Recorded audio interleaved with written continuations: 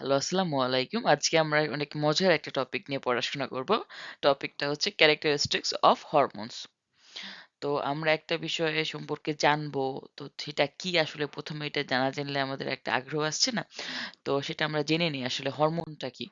Hormone হচ্ছে এক ধরনের chemical messenger produced by endocrine glands and release directly into blood. এটা দিয়ে আসলে কি বোঝাচ্ছে?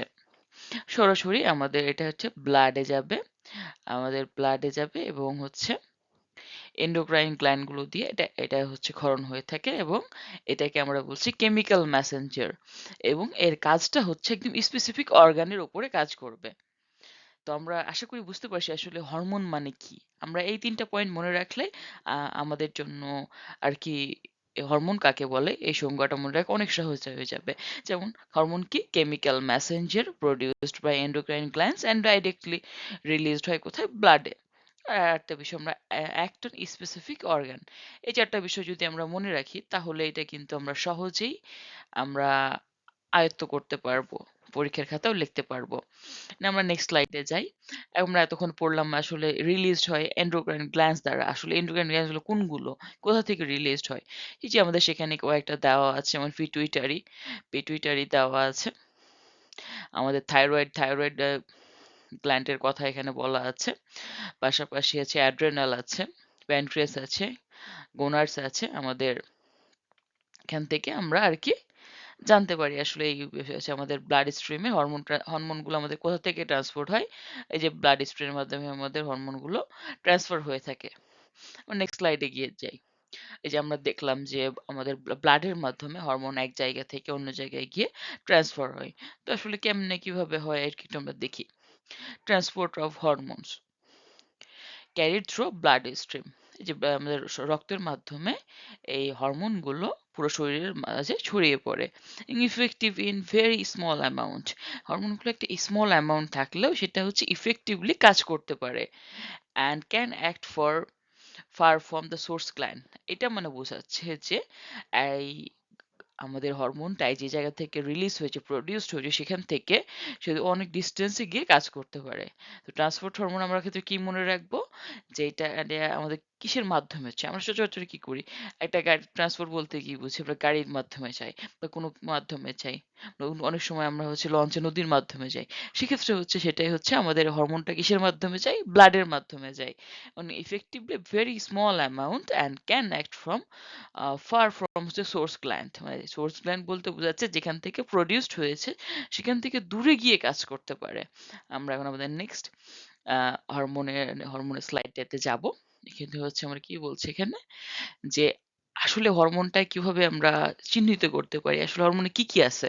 তো এই বিষয়টার জন্য আমাদের নেক্সট স্লাইডটা। আমাদের টার্গেট সেলস হ্যাভ রিসেপ্টর। আসলে হরমোনটা কিভাবে কাজ করে? যে আমরা যে সেলের উপর যে অর্গানের উপর কাজ করবে তাদের রিসেপ্টর আছে যে হরমোনটা রিলিজড হয়ে আসছে সেটাকে অ্যাকসেপ্ট করার জন্য টার্গেট সেলগুলো রিসেপ্টর আছে এবং hormones fits receptor like lock and key and ensure correct response. এটা বলতে কি বোঝাচ্ছে? রিসেপ্টরে আর হরমোনের ব্যাপারটা এই যে এখানে তালা চাবির মতো।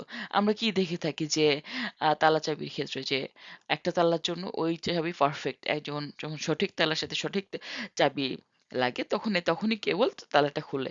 ঠিক তেমনই একটা হরমোনের সাথে তার প্রপার রিসেপ্টর যখন যুক্ত হবে তখনই কেবল এটা হচ্ছে তার কারেক্ট রেসপন্সটা দিবে। আদারওয়াইজ যে রেসপন্সটা সেটা দেওয়ার কথা হরমোনটা সেটা দিবে না। আশা করি আমরা বুঝতে পারছি। আমরা নেক্সট স্লাইডে যাব। আমাদের নেক্সট স্লাইডে আমরা এখানে কি নিয়ে আলোচনা করছি? এখানে হচ্ছে টাইপ অফ হরমোনস। হরমোনস হচ্ছে আমাদের আমরা কি ধরনের হরমোনস পেয়ে থাকি। এখানে যেমন আমাদের একটা অপশন আছে পেপটাইড হরমোন। পেপটাইড হরমোন কোনগুলো? এখানে যে আমাদের যে আমরা ইনসুলিনের কথাগুলো আমরা যে বলে থাকি, আমাদের স্টেরয়েড হরমোনগুলো যেমন টেস্টোস্টেরন হরমোন এবং অ্যামিনো অ্যাসিড ড্রাইভ হরমোনগুলো কি অ্যাড্রেনালিন। এই হরমোনগুলো আরকি আমরা হচ্ছে বলতে পারি। এখন একটা বিষয় থাকে যে আমাদের হরমোনগুলো আমাদের বডিতে কোন হরমোনটা আমাদের বলছে ট্রান্সপোর্ট হচ্ছে, কেমনভাবে কাজ করে, কিভাবে কাজ করে আমরা যদি জানি। যেমন হচ্ছে আমাদের সবচেয়ে ফাস্ট অ্যাক্টিং হরমোন কোনটা? অ্যাড্রিনালিন হরমোন সবচেয়ে ফাস্ট, খুব দ্রুত কাজ করে এবং খুব নর্মাল যে যে হরমোনগুলো হয় অল্প পরিমাণে কাজ করে, একটু সময় লাগে কিছু সময়, কারণ এটা ফার ফ্রম দ্য ডিস্টেন্সে একটা কাজ করে। বাট এই সবগুলো হরমোনের মধ্যে যে হরমোনটা সবার আগে কাজ করে সেটা হচ্ছে অ্যাড্রিনালিন হরমোন। এবং আরেকটা এখানে আমরা প্রপোজ করেছি, slow but long lasting. Slow but long lasting, এটা কোনটা হরমোনটা হবে? গ্রোথ হরমোনটা, সরি, আমাদের গ্রোথ হরমোনটা কি স্লো কিন্তু লং লাস্টিং। তো আশা করি আমি বোঝাতে পেরেছি। আমরা নেক্সট স্লাইডে যাচ্ছি। অ্যান্ড এখানে হচ্ছে মেকানিজম, আমাদের হরমোন কি, আমরা কি দেখলাম যে হরমোন তার রিসেপ্টরের সাথে বাইন্ড করছে, বাইন্ড করে একটা মেকানিজমের মাধ্যমে করছে। এখন ফিডব্যাক মেকানিজম একটা কি দেয় আর কি, মেন কি করে আসলে হরমোন যখন এই লক অ্যান্ড কি যে মেকানিজমটা হয় তারপর আসলে কি দেয়, এই যে মোস্টলি হচ্ছে নেগেটিভ ফিডব্যাক দেয় and maintains hormonal balance, example thyroxine regulation. এখন এটা হচ্ছে ফিডব্যাক মেকানিজম, কেমন বললাম সহজ ভাষায় বলি। এখন আমি আমি একজনের সাথে আমার খুব ভালো সম্পর্ক, তার সাথে আমি মিশলাম, মিশে আমি বললাম আমি হরমোন, কেউ একজন রিসেপ্টর, আমার মনে একটা আগ্রহ আছে, তার মনে একটা আগ্রহ আছে, আমরা কাইন্ড অফ লক এন্ড কির মতো একটা রিলেশনশিপ বিল্ড আপ করলাম, সেটাতে একটা ফিডব্যাক আসলো, সেটা হচ্ছে হরমোনাল ব্যালেন্স করলো। এইটা কি, সেটা থেকে একটা ফিডব্যাকটা নতুন একটা কাজ করতেছে, দুজনে মিলে নতুন একটা কাজ করতেছে, সেটা কি আর কি ব্যালেন্স করতেছে, এটাকে আমরা বলছি maintains hormonal balance. And function of hormones, হরমোনের কি কি আমাদের ফাংশন গুলো আছে সেগুলো নিয়ে আর কি আমরা জানবো, যেমন গ্রোথ, ডেভেলপমেন্ট, মেটাবলিজম, রিপ্রোডাকশন, হোমিওস্ট্যাটিস। এখন গ্রোথে কেমনে কাজ করে, আমাদের গ্রোথ হরমোন আছে, পাশাপাশি হচ্ছে ডেভেলপমেন্ট, আমাদের বডি ডেভেলপমেন্টের জন্য, গ্রোথের জন্য, তারপর মেটাবলিজমের জন্য হচ্ছে রেগুলেশনের জন্য আমাদের হরমোন প্রয়োজন, রিপ্রোডাকশন আমাদের সবচেয়ে গুরুত্বপূর্ণ বিষয়, রিপ্রোডাকশনের জন্য হরমোন প্রয়োজন এমন, এবং হোমিওস্ট্যাটিস অবস্থার জন্য আমাদের ব্লাডের যে সাম্য অবস্থা সেটার জন্য হচ্ছে আমাদের হরমোনের ফাংশন প্রয়োজন। আমরা এখন দেখতে দেখতে আমাদের লাস্ট স্লাইডে চলে আসছি।